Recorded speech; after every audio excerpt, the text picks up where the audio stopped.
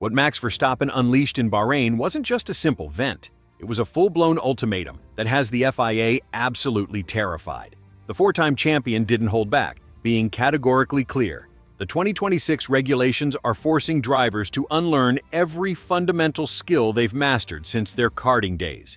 Max's frustration targets a critical failure in the new blueprint: the erratic power delivery, combined with a massive loss of mechanical grip.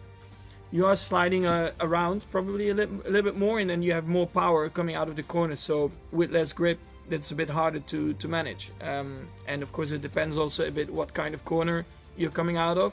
So the lower speed corners, you're just waiting a longer period of time to go full throttle and stuff. So yeah, it is actually a bit of a change, I would say, over the last few years, where you would jump back in the car in preseason and it's like muscle memory, and it's just a better car normally than... With smaller cars and floors generating significantly less ground effect, the single-seater has become loose and unpredictable. That surgical precision we're used to, where cars look like they're glued to a rail through high-speed sectors, has completely vanished. Technically speaking, the crisis goes much deeper than just feel. Verstappen explained that the car now slides excessively, and with the explosive torque curves of the new hybrid power units, drivers have to wait an eternity before they can even think about pinning the throttle. It's a complete departure from the aggressive point-and-shoot style that defines modern F1. The active aerodynamics, which have essentially replaced the traditional DRS, are creating a level of instability that destroys a driver's muscle memory. Than the year before, and you just immediately you're back into things, and it's then actually a very long day of just going to test items. But now you definitely need to rethink your driving and approach a little bit as well. The telemetry doesn't lie. The balance shifts are so violent that Max openly compared the new era of Formula One to a Formula E on steroids. We are talking about a car that fights the driver at every apex, sacrificing pure racing for artificial complexity. And here is the real masterstroke, the move that could change the grid forever. Jos Verstappen has already hinted that his son might be better off switching to rallying because Formula One has simply stopped being fun. This isn't just sandbagging or posturing for a better deal, it's a fundamental disconnect between the sport's direction and its greatest talent. If the 2026 machinery fails to deliver the high-stakes technical challenge that Max demands, his contract through 2028 will be nothing more than a scrap of paper. He's looking for the limit of physics, not a computer-controlled toy. Could we be witnessing the beginning of the end for the Verstappen era in F1? If you thought Max Verstappen's frustration was the only drama unfolding in Bahrain, think again, because we are witnessing a full-blown technological arms race. While Red Bull is busy complaining about the driver feel, Mercedes and Ferrari have ignited a high-stakes espionage war that looks like something straight out of a movie. Mercedes literally showed up on the third day of testing with a radical rear wing, clearly exploiting a massive loophole in the regulations that Ferrari had uncovered only hours prior. Ferrari absolutely stunned the paddock with a rear wing assembly that rotates a staggering 270 degrees the moment the active aerodynamics system is engaged. This is unprecedented. We have never seen anything like this in the entire history of the sport. But Mercedes wasn't about to get left behind. After analyzing the telemetry and realizing the Italians had gained a massive 10 km/h in top speed out of nowhere, they struck back. They rolled out two aggressive horns on the upper wing end plates of Kimi Antonelli's W17, a technical solution that pushes the absolute legal limits of the 2026 volume constraints. Technically, what Mercedes pulled off is a total masterstroke in engineering. With the traditional DRS officially dead, teams are now entirely dependent on the straight-line mode of the new active aero.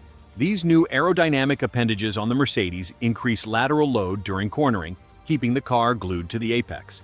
However, when the wing shifts into high-speed mode, these elements align so perfectly that the drag practically vanishes. The energy deployment efficiency here is off the charts. By minimizing the wake turbulence and optimizing the airflow over the beam wing, Mercedes has found a way to claw back the straight-line speed lost to the heavier 2026 batteries. It's a sophisticated cheat code that challenges every single millimeter of the FIA's technical directives. Ferrari's Fred Vasseur tried to play it cool, claiming the part was just a data-gathering exercise, but nobody in the paddock is buying it. If this three-dimensional rear-wing concept from Mercedes gets the green light for the Australian Grand Prix, we could be looking at a technical disparity not seen since the dawn of the hybrid era in 2014. The gap could be massive, leaving the rest of the field in the dust before the season even truly begins. What Fernando Alonso unleashed on the final day of testing in Bahrain wasn't just a casual observation. It was a high-voltage distress signal that sent shockwaves through the entire Formula One grid. The much-hyped technical marriage between Aston Martin and Honda, which was supposed to be the silver bullet for the 2026 world title, is currently facing an unprecedented systemic meltdown. The AMR26 has effectively become a high-tech hostage to chronic battery architecture issues that absolutely nobody saw coming at this critical stage. He hablado con alguien del entorno de Fernando. Básicamente no es ninguna información técnica, es un sentimiento, ¿no? Y lo que me decía esta persona es otro año más en el infierno, otro año más de sufrimiento. Es muy duro escuchar eso. The rabbit hole goes far deeper than a simple mechanical glitch. Insiders suggest that Honda is cooking internal components at an alarming rate.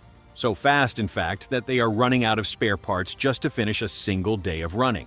The team was forced into humiliating 30-minute stints just to prevent the entire ERS, energy recovery system, from literally frying itself into a localized electrical fire. While Mercedes cruised past the 300-kilometer mark with clinical ease, Aston Martin struggled to even hit 122. This isn't just a setback, it's a structural disaster. Technically speaking, the crisis is centered on the MGU-K and the sophisticated power deployment logic. Under the new 2026 regulations, where nearly 50% of the total output comes from the electrical side, a system failure doesn't just slow you down, it turns the driver into a mere passenger. Alonso was brutally honest, stating they have far too many things to fix. In the Spaniard's vocabulary, that's code for a car that is fundamentally unstable and a power unit that refuses to talk to the chassis. The biggest nightmare for any lead engineer is happening right now. The high-end simulations from Honda's facility in Sakura are completely disconnected from the cold, hard reality of the Bahrain asphalt. We are seeing a massive correlation gap. When the telemetry shows the battery clipping and harvesting at the wrong points, it disrupts the entire aero balance of the car, making it a nightmare to drive through technical sectors. The million-dollar question, or rather, the billion-dollar question, is why Honda, the force that dominated the sport with Red Bull, is suddenly looking like an amateur outfit. The answer lies in the brutal reality of integration. Aston Martin is still in the growing pains phase of becoming a true works team, and this massive culture clash with Japanese engineering protocols is proving to be an expensive lesson. If they cannot stabilize the reliability of the electrical powertrain before we head to the Australian Grand Prix, we are going to witness a tragic sight. Fernando Alonso fighting just to stay out of the bottom five. For Lawrence Stroll's multi-billion-dollar investment, that isn't just a failure, it's a catastrophe. Fred Vasseur has officially lost his cool in Bahrain, and the atmosphere inside Ferrari has shifted from competitive to high-stakes psychological warfare. The Scuderia's boss didn't mince words, branding the FIA'S decision to delay strict engine inspections until August 1, 2026, a total disgrace. We are looking at a world championship that could be decided by a technically illegal loophole that won't even be policed until the 13th round of the season. This isn't just a delay, it's a sanctioned free pass for cheating.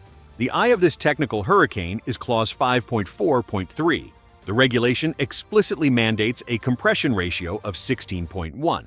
However, Mercedes has allegedly pulled off a masterstroke, or a massive fraud, depending on who you ask. Their power unit reportedly passes the FIA checks at ambient temperature, but once it hits the brutal operating heat on track, it surges to an 18.1 ratio. That is pure, unadulterated horsepower hidden in a gray zone that Ferrari and Red Bull simply refuse to ignore. The FIA has quietly admitted that the measurement protocols must change to reflect a 130-degree operating environment, but the sweetheart deal here is that this only becomes mandatory in August. In practice, this gives Mercedes half a season to sandbag or fly under the radar with an unfair thermal advantage. Vasseur's ultimatum was brutal. How can any team ship their engines to Melbourne in 48 hours without knowing if the game is actually rigged? But it's not all doom and gloom in Maranello. Lewis Hamilton put on a masterclass during the standing start simulations, lunging from P5 to P1 in a matter of seconds, leaving Max Verstappen literally eating his dust.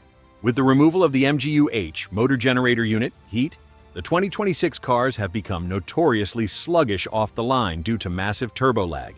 Yet Ferrari seems to have unlocked an electronic cheat code to dump battery energy instantaneously at the start.